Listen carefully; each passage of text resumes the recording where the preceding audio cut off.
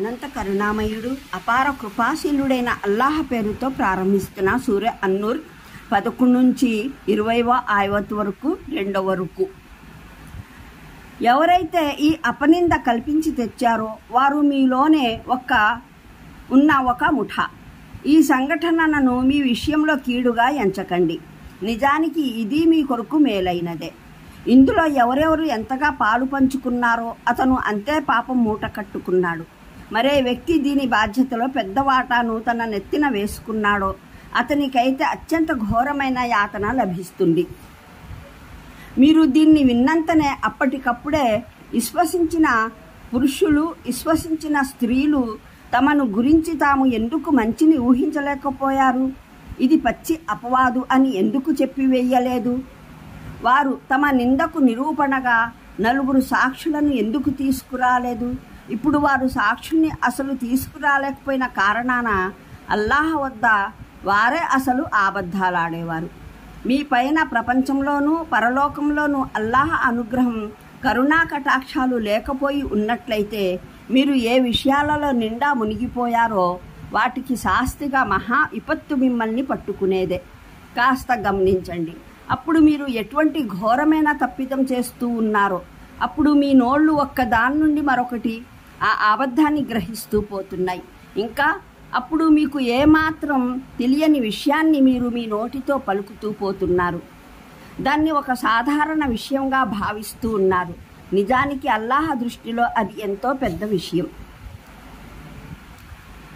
ఆ మాటను వినగానే మీరు అసలు ఎందుకు చెప్పివేయలేదు? ఇటువంటి మాట నోటితో పలకడం మనకు శోభించదు. సుబ్హానల్లాహ్, ఇది ఒక మరీ ఘోరమైన అపవాదు అని. అల్లాహ్ మీకు హితువు గడుపుతున్నాడు. మీరు భావిలో ఎన్నడూ ఇటువంటి చేష్టకు పాల్పడకండి. మీరు విశ్వాసులే అయితే. అల్లాహ్ మీకు అతి స్పష్టంగా బోధిస్తున్నాడు. ఆయన అన్నీ ఎరిగిన జ్ఞాని, అంతా చక్కబరిచే వివేకి. ఎవరైతే విశ్వసించే జనుల మధ్యన అశ్లీలం వ్యాపించాలని కోరుకుంటున్నారో వారు ఇహంలోనూ పరంలోనూ వ్యధాభరితమైన శిక్షకు అర్హులు. అల్లాహకు తెలుసు, మీకు తెలియదు. అల్లాహ్ అనుగ్రహం ఆయన కరుణా కటాక్షాలు మీ పైన లేకపోయినట్లయితే మరి అల్లాహ్ ఎంతో వాత్సల్యభరితుడు, కరుణా స్వరూపుడు కాకపోయే మాట అయితే మీలో వ్యాపింపజేయబడిన విషయం అత్యంత హేయమైన పరిణామాలు చూపించి ఉండేది. 8వ వివరణ. ఇది హజరత్ ఆయిషా రజియల్లాహ్ మీద మోపిన నిందకు సంకేతం. దాన్ని ఇఫ్క్ అని పేర్కొనడం స్వయంగానే అల్లాహ్ ఆ నిందను పూర్తిగా తోసిపుచ్చాడు, ఖండించాడు అని తెలుపుతోంది. ఇఫ్క్ అంటే అర్థం మాటను మార్చివేయడం, యథార్థానికి వ్యతిరేకంగా ఏమిటోగా కల్పించి వేయడం. ఇదే భావంలో ఈ పదం పూర్తిగా అబద్ధం, కల్పన అనే అర్థంలో వాడుతారు.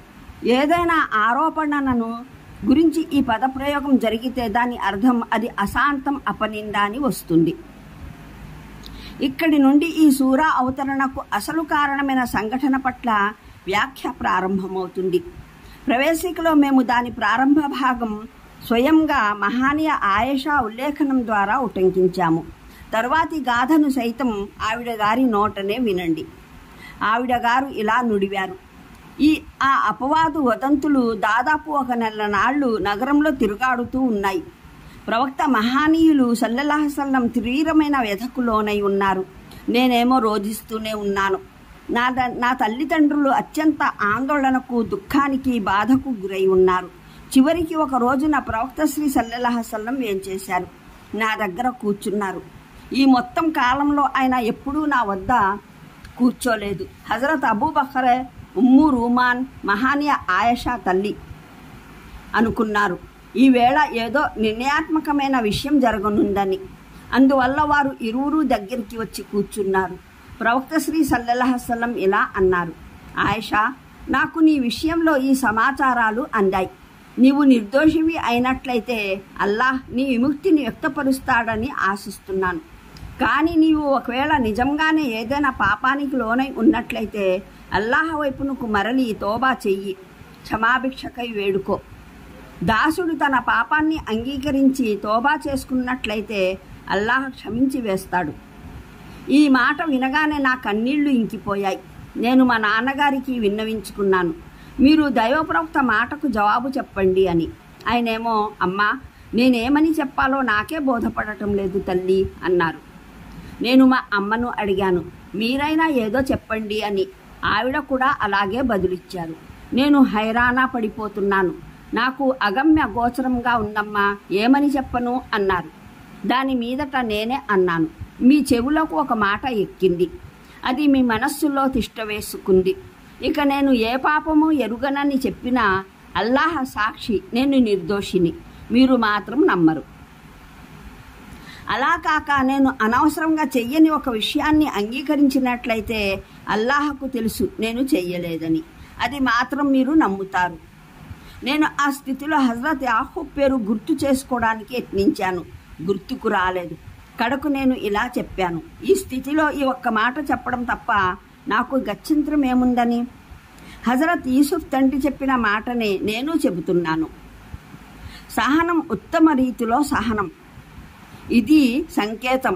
మహానీయ యాహూబ్కు ఆయన కుమారుడు బిన్ ఎమీన్ మీద దొంగతనం నేరం మోపిన విషయం తెలిసినప్పటి సందర్భాన ఆయన పలికిన మాట ఇది.